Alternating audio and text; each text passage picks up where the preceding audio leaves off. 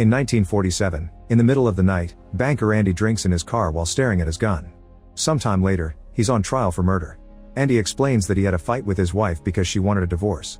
However, the lawyer fills in the rest of the details. Andy knew his wife had an affair, and after the fight, he followed her to her lover's house and killed them both. Andy swears that he was drunk and only meant to scare them, also that he left without shooting. He claims he threw the gun in the river, however it was never found. The lawyer tells the jury that the weapon was fired more times than it could hold bullets, implying that Andy reloaded to shoot them many times. In the end, the judge sentences Andy to 2 life sentences, one for each victim.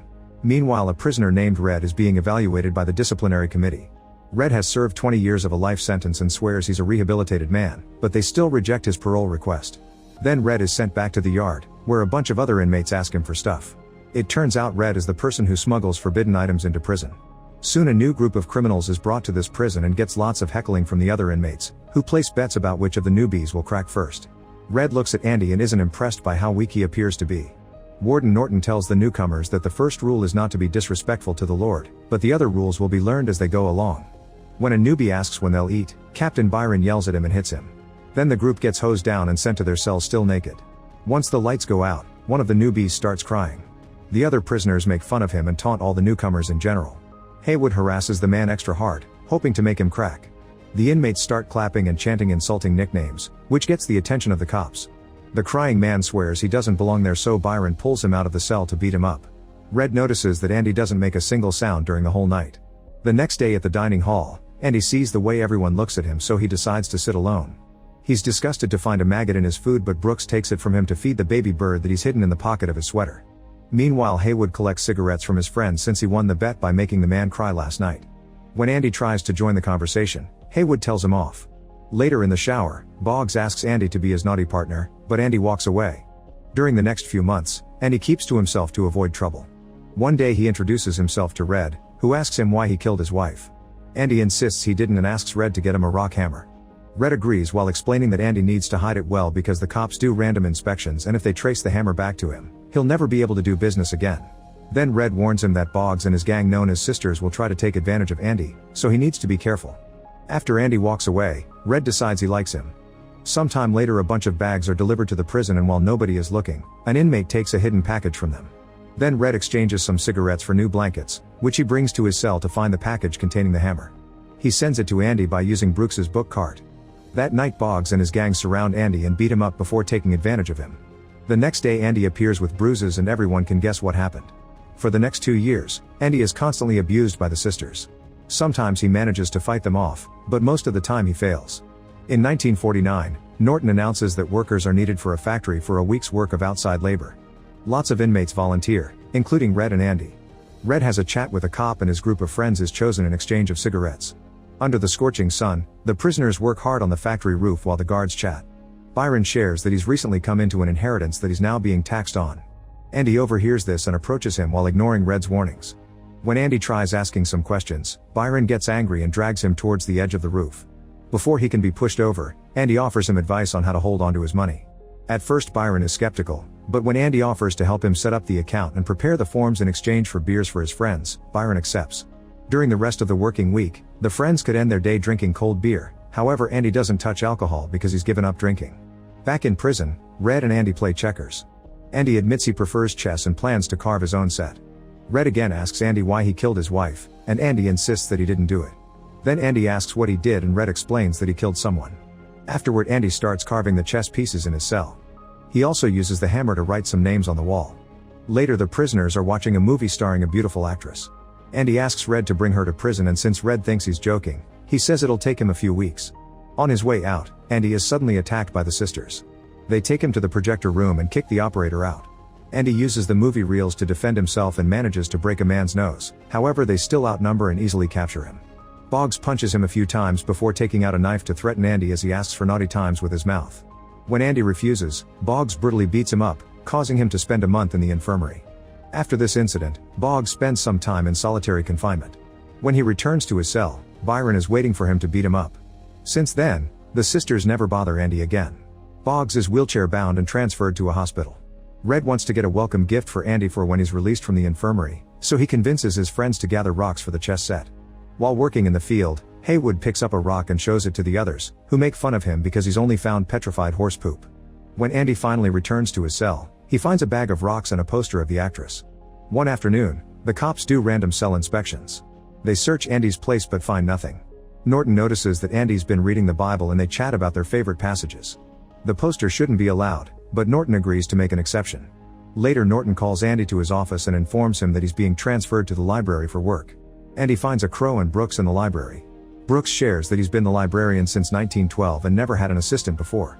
Their conversation is interrupted by a cop sent by Byron, who needs some financial advice.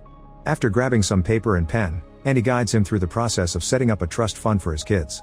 During lunch, Andy tells his friends that he's probably been assigned to the library so he can secretly advise the guards. He wishes he could get more books, but the others think the warden won't allow it. Andy decides to ask Norton anyway and his request is denied. Then Andy says he'll write a weekly letter to the Senate asking for books, and Norton agrees to mail them. For the next few years, Andy does all the guards and Norton's tax returns. He's also writing to the Senate as promised, but he never gets an answer. Eventually Andy manages to get Red as his assistant. In 1954, a prisoner runs to get Andy and Red because there's trouble in the library. It turns out Brooks is holding Haywood at knife point, saying this is the only way he can stay. Andy manages to calm him down with friendly words and Brooks has a breakdown. Later during their break, Red explains that Brooks has spent 50 years in prison and panicked when he was given parole today because he's forgotten how to function in normal society. Brooks frees his crow before he leaves prison. Returning to the city is a shock for him because cars were rare when he was young and now they're everywhere. He gets a job packing groceries at a store, but it's hard to keep up with the crazy modern rhythm. After work, he goes to the park to feed the birds. At night it's hard for him to sleep. After a few days of a routine he hates, he carves "Brooks was here" on the wall and proceeds to self-delete. A letter from Brooks soon reaches his friends in jail and the goodbye at the end tells them what Brooks was planning to do. Red thinks he should have died in prison with them. Sometime later Andy is shocked to receive a huge stack of used books and $200 from the government to fund the prison library. Among the books, he finds an opera record and decides to play it on the prison speakers so everyone can hear it. He also locks all the doors so nobody can stop this. Norton soon comes to scold Andy, who ignores him by turning the music up. Then Byron breaks the window and comes in to capture Andy, sending him to solitary confinement for 2 weeks. The next time Red appears before the disciplinary committee, he explains he's served 30 years and again swears he's been rehabilitated. Unfortunately, they deny his parole request again. When Red returns to the yard, Andy gives him a harmonica. That night Red tests the harmonica in his cell and Andy gets a new poster for his cell. As months pass, Andy starts sending even more letters to the government until they agree to do some prison renovations just to shut him up. Everyone works together to transform an old storage room into a proper library that even plays music. That year Norton announces the Inside Out program, a measure that gets inmates working on projects outside the prison walls. However, when he talks to the press, he doesn't mention that the men aren't getting paid, which means this is slave labor and he's keeping the money. One day a local contractor explains that he needs the new highway contract or his business will go under, so he bribes Norton to make him back off. All the money movements that happen during this period are kept in the books by Andy. In private, he tells Red that Norton is using him to create legal explanations for all this.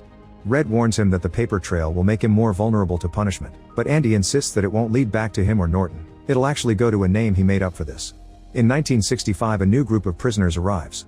One of them is Tommy, who is guilty of breaking and entering. He has lots of stories to tell during lunch and Red's group quickly befriends him. Tommy left a wife and kid at home, so he wants to improve himself for them. He asks Andy to teach him how to read better so he can try to get his high school equivalency. Since Andy has already finished his chess set, Tommy becomes his new project. After a year of hard work, Tommy takes a trial test but doesn't finish it in time. He screams in anger and leaves the room after turning the papers into a ball that is picked up by Andy. Later Tommy is chatting with Red and learns Andy's story, which leaves him in shock. He calls Andy and tells him about an inmate he met in another prison. The guy had laughed while telling Tommy how he killed a couple while they were getting naughty and how the husband got blamed instead. It turns out Tommy's previous cellmate is the real murderer and Andy is truly innocent. A desperate Andy goes to see Norton and asks for a new trial, but Norton thinks that Tommy made the story up. When Andy threatens to reveal Norton's dirty money schemes, Norton sends him to solitary confinement for a month. While the inmates wonder if Andy is truly innocent, Tommy receives an envelope from the Board of Education. It turns out Andy sent them the test and he's passed with a C+, so now Tommy finally has a high school diploma. That night Tommy is sent to the yard, where Norton is waiting. He wants to know if the story of the real murderer is true, and Tommy swears that it is. Then Norton makes a guard shoot Tommy dead. Next Norton checks on Andy and tells him that they had to kill Tommy because he tried to escape. Andy tries to quit his accounting position but Norton says that quitting means the destruction of the library and losing the protection of the guards. On his way out, Norton tells the guard to keep Andy in solitary confinement for another month. When Andy finally comes out, he tells Red that while he didn't physically kill his wife, he drove her away emotionally, which is what killed her in the end.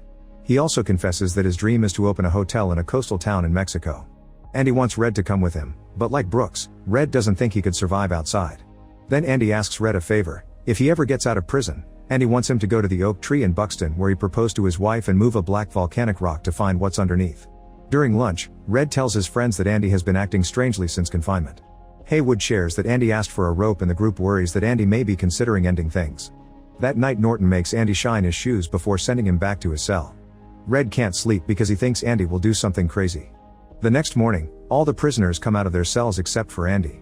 When the guards check his cell, they find it empty. Meanwhile, Norton discovers that his shoes have been replaced by an old pair. The cops try to interrogate Red, who knows absolutely nothing. Norton gets angry and throws a rock at Andy's poster, which makes a hole and reveals a tunnel in the wall. The officers immediately search the area with dogs to no avail. They only find Andy's prison clothes, a bar of soap, and his rock hammer.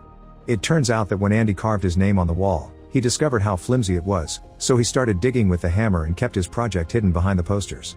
He kept all the debris in his pocket and threw it outside during breaks. Last night, he replaced Norton's book with a Bible and stole his shoes. In his cell, he put his belongings in a box and tied it to his foot before crawling through the tunnel. Then he climbed down the pipes and broke a big one by hitting it with a rock every time thunder struck in the sky. And he got inside the pipe and had to deal with the smell of poop for 500 yards, but he never gave up and eventually managed to escape. Right now, Andy is visiting Norton's bank and taking his money by pretending to be the person he made up for the books. He also asks an employee to send a package to the press containing the stolen paperwork. Sometime later, Norton is horrified to see his name on a news article about corruption in his prison and he can hear police sirens coming for him. Norton rushes to the safe and inside the Bible, he finds the hole where Andy had been hiding the hammer. Byron soon gets arrested and Norton doesn't want the same fate, so he grabs a gun and self-deletes. A few days later, Red gets a postcard from Andy, with a clue indicating he's successfully gone to Mexico. The next year Red asks for parole again. When they ask him if he's been rehabilitated, Red says that rehabilitated is just a made-up word and that the person he once was is gone. They grant him parole and Red is finally released after 40 years. Afterward, Red is assigned an apartment, where he finds Brooks's carving on the wall. He also gets the same job at the grocery store. This soon takes its toll on him and he starts looking at guns. The only thing that stops him from self-deleting is his promise to Andy. Red hitchhikes all the way to Buxton and after a long walk, he finds the tree and the rock, which he moves to uncover a box. Inside he finds money and a letter from Andy inviting him to come to Mexico. Red immediately packs his things and takes a bus to a Mexican beach, where he finally reunites with his old friend. Make sure to subscribe and turn on notifications so you can watch more videos like this. Thanks for watching.